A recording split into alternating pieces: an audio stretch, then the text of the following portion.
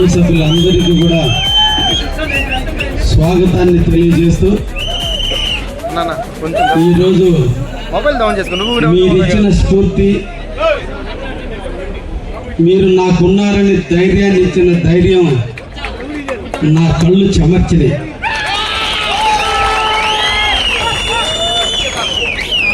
నేను రాజకీయాల్లోకి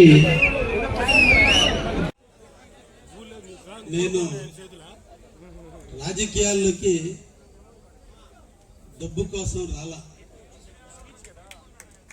డబ్బులు సంపాదించే రోజు డబ్బులు వదులుకుని రాజకీయాల్లోకి వచ్చానండి.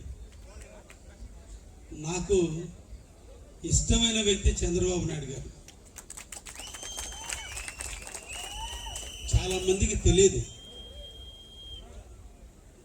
నా వ్యక్తిగత రాజకీయ జీవితంలో నేను కాంగ్రెస్లో గతంలో ఉండటానికి లోకల్ రాజకీయాలు కారణమని, కానీ వ్యక్తిగతంగా నాకంటూ అభిమానం అంటూ ఉంది పొలిటికల్ కంటే అది చంద్రబాబు నాయుడు. ఎందుకంటే అప్పుడప్పుడు మిర్రర్లో నన్ను నేను చూసుకుంటున్నప్పుడు ఆయన కూడా ఈ రాష్ట్రం కోసం అన్నిటినీ వదులుకొని నిరంతరం కూడా ఆంధ్రప్రదేశ్ బాగుండాలి, ఆంధ్రప్రదేశ్ బాగుండాలి, ఆంధ్రప్రదేశే బాగుండాలన్నంత కోరుకునేటువంటి వ్యక్తి. అందుకే నాకు ఆయన అంటే ఎనలేని ఇష్టం. ఆ ఇష్టమే నన్ను 2014లో తెలుగుదేశంలోకి తీసుకొచ్చింది.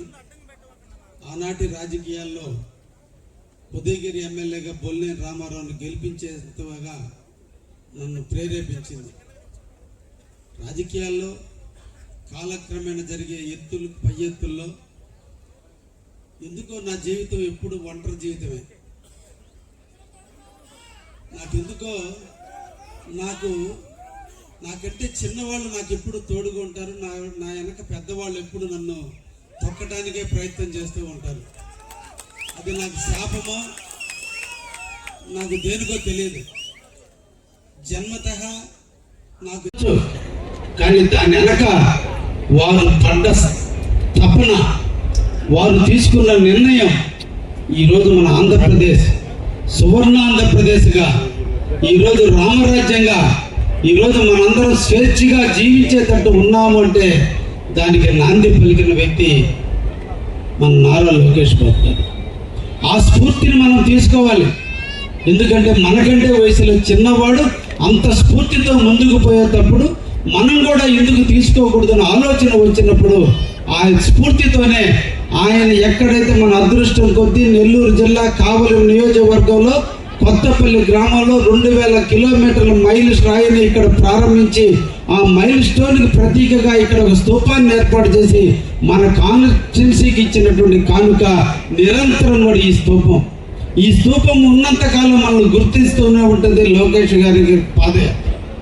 ఆ పాదయాత్రను స్ఫూర్తిగా తీసుకొని ఇంకా కూడా నిరంతరం కూడా ప్రజా జీవితంలో ఉండాలి, ప్రజలతో మమేకం అవ్వాలి, అందరికీ అందుబాటులో ఉండి సేవ చేయాలనే ఒక దృఢ సంకల్పంతో ఈ సంకల్ప యాత్రకి ఈరోజు నాంది పలకడం జరిగింది. శత్రువుగా చూడను, నేను శత్రువును కూడా ఇబ్బంది పెట్టాలనే మనస్తత్వం కాదు నాది. చెయ్యాలనే తపన ఎక్కువగా ఉండేటువంటి మనస్తత్వం. ఈ రోజుకి నేను ముఖ్యమంత్రి దగ్గరికి వెళ్ళినా, లోకేష్ బాబు దగ్గరికి వెళ్ళినా, మంత్రుల దగ్గరికి వెళ్ళినా, నా వ్యక్తిగత పని మీద ఈ రోజుకి నేను ముఖ్యమంత్రి దగ్గరికి వెళ్ళాల. ఏది వెళ్ళినా మీరిచ్చిన ఓటు, మీరిచ్చిన గెలుపు, కావలి ఎమ్మెల్యేగా చేసిన విధానమే ఇప్పటి వరకు కూడా నేను ఏ ఒక్క మనిషి దగ్గరికి వెళ్ళినా ఒక అర్జీ ఎత్తుకొని మా కావలికి ఇది చేయమని అడిగానే తప్ప ఏ ఒక్క రోజు కూడా నా సొంతానికి అడిగిన దాఖలాలు లేవు. ఇప్పటి వరకు నేను ఊరి మీద ఆధారపడలా. ఏ ఒక్క వ్యక్తి యొక్క అడుగుజాడల్లో నడిచి నేను ఎదగల. నా స్వశక్తితో, నా తల్లిదండ్రులు నాకు నేర్పిన ప్రిన్సిపల్స్తో మాట చెబితే మాట మీద నిలబడటం, మాట చెప్పకుండా చేయటం, ఏ ఒక్క వ్యక్తి మీద ఈర్ష్యపడకుండా ఉండటం, ఎదుటి వ్యక్తిలో లోపం కంటే కూడా పాజిటివ్ని చూడటం నాకు మా తల్లిదండ్రులు నేర్పారు. అందుకే ఇప్పుడు కూడా నాకు ఏదన్నా కార్యకర్త ఇంకొక కార్యకర్త మీద నెగటివ్ చెప్పినా వెంటనే అరవటం, అది ఒక రకంగా నాకు ఇది నష్టం జరుగుతున్నా నేను ఎందుకో ఇంకొకరి వ్యక్తి యొక్క విషయాన్ని ఇంకొక వ్యక్తి నోట వినటానికి ఇష్టపడక రాజకీయాల్లో కొన్ని ఒడిదుడుకులు ఎదుర్కొంటున్నా. అయినప్పటికీ కూడా నన్ను నమ్మి కావలి ప్రజానీకం ఓటేశారు. ఏ నాయకుడికి ఇవ్వనంత మెజార్టీ ఇచ్చారంటే నన్ను నమ్మారు. నమ్మిన వ్యక్తిని ఒమ్ము చేయకూడదు. నమ్మిన వ్యక్తి కోసం మనం పనిచేయాలి. అందుకే ఈ 18 నెలల నుంచి కూడా నా వ్యాపార సామ్రాజ్యాన్ని పూర్తిగా పక్కన పెట్టారు. ఒక రకంగా చెప్పాలంటే నా ఫ్యామిలీ లైఫ్ను కూడా పక్కన పెట్టారు. కావలే నా ఫ్యామిలీ అయింది. కావలుండే ప్రజానీకమే నా సోదరులు నా సోదరిమణులు అయ్యారు. ఈరోజు ఒకప్పుడు నేను ఎంత ఎంజాయ్గా ఉండేవాడినో ఈరోజు అంత కష్టాన్ని అనుభవిస్తున్నా. అంటే ఇది సుఖంలో కష్టమో కష్టంలో సుఖమో తెలీదు. ఉదయం నిద్ర లేచి స్నానం చేసిన దగ్గర నుంచి పొనుకునేంత వరకు అల్లు పెరగని యోధుడిలాగా మీకోసం నేను పనిచేస్తున్నా. ఈ స్ఫూర్తి నాకు చంద్రబాబు నాయుడు. మేము మీటింగ్లో ఆయన చూస్తే ఆయన కూడా సీట్లో కూర్చున్న కాడి నుంచి 6 గంటలు కూడా కదలకుండా ఒక రివ్యూ తర్వాత రెండో రివ్యూ తర్వాత మూడో రివ్యూ ఇట్లా రివ్యూలు చేసి ఈ రాష్ట్రం కోసం తప్పిస్తున్నాడు.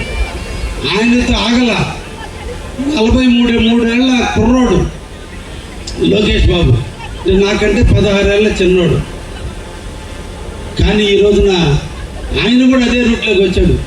నిరంతరం ఆంధ్రప్రదేశ్ ఆంధ్రప్రదేశ్ ఆంధ్రప్రదేశ్ అని 43 ఏళ్ల వయసులో ఉన్నటువంటి వ్యక్తి విలాసాలు కుటుంబాలు పక్కన పెట్టి ఈ రాష్ట్రం కోసం త్యాగం చేసి తన జీవితాన్ని అర్పిస్తుంటే అన్నీ అనిపించిన మనం అర్పించలేమా అని నేను ఈరోజు 18 నెలల నుంచి కూడా ఈ ఆంధ్రప్రదేశ్లో కావలి నియోజకవర్గం కోసం నా జీవితాన్ని నేను పణంగా పెట్టాన విషయాన్ని కూడా మీ అందరికీ కూడా తెలియజేస్తున్నాను.